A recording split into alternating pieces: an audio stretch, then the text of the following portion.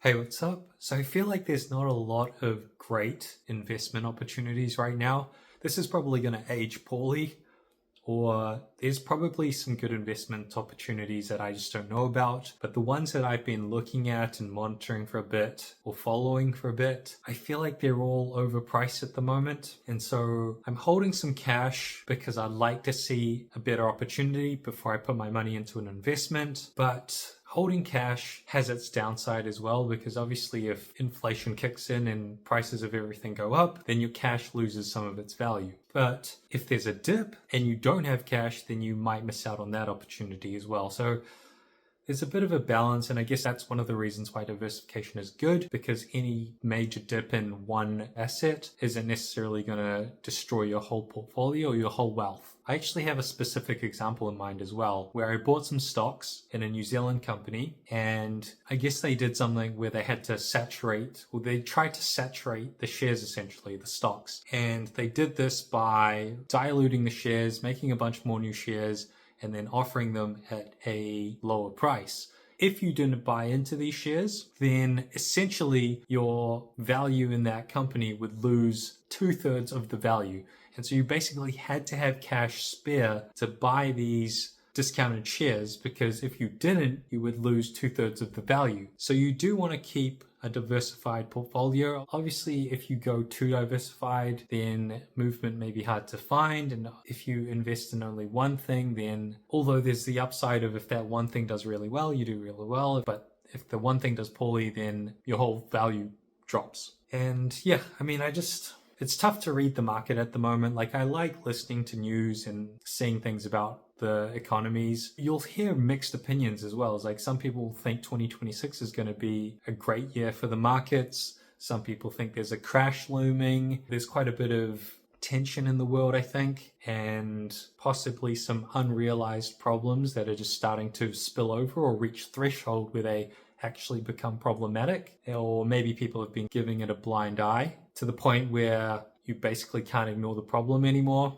Basically, there's a lot going on in the world. Some people say that jobs are getting cut because of AI, yet there's still lots of people working. There's all these different variables and factors that go into what could happen. There's even things like a black swan event, which is basically something you can't really prepare for. It's just an unexpected event. But yeah, like, from my stance, I can't see any great opportunities at the moment. It is a little bit nerve-wracking being out of the market as much as I am at the moment, because there is a certain safety being in the market where it's like, okay, if inflation hits, well, I'll be fine. If deflation hits, well, everyone's probably going through it. So even if my portfolio goes down, we're all in it. And when you're out of the market, I guess it's just you're holding cash. And unless you have other things that you're invested in, like I don't have a property at the moment, that's a whole different thing. Unless you have other assets that are generating income or growing in value, then you are stuck in that position. Or I don't want to say stuck, but you are in the position where you're probably holding mostly cash. There is this thing about timing the market versus time in the market. And I do think time in the market is a good thesis for the most part. I do think people who try to time the market, or even if they're not intentionally timing the market, if the market is timed correctly or with good luck, then those are opportunities to get very wealthy. Or maybe not very wealthy, but wealthier than if you were just dollar cost averaging. And I do think dollar cost averaging is good for most people in most cases. But I have heard these stories where they've sold a bunch of stocks right before a massive crash, or they've had like stop losses that basically saved them from a big crash, and they gained an immense wealth after that period. Not to say they weren't wealthy before that, or that was the only way that they would have gotten richer, but I have heard stories where it essentially gave them a lot of wind in their sails.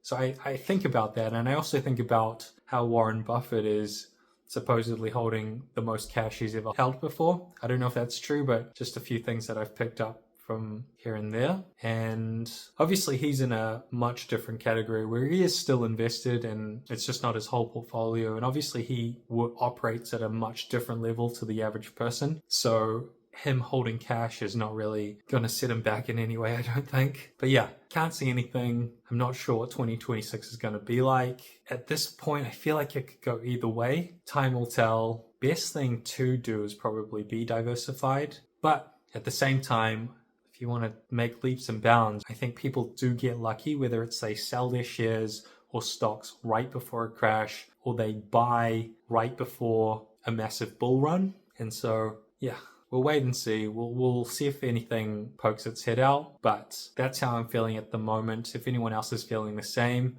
I guess we'll see. Thanks for watching. See you next time.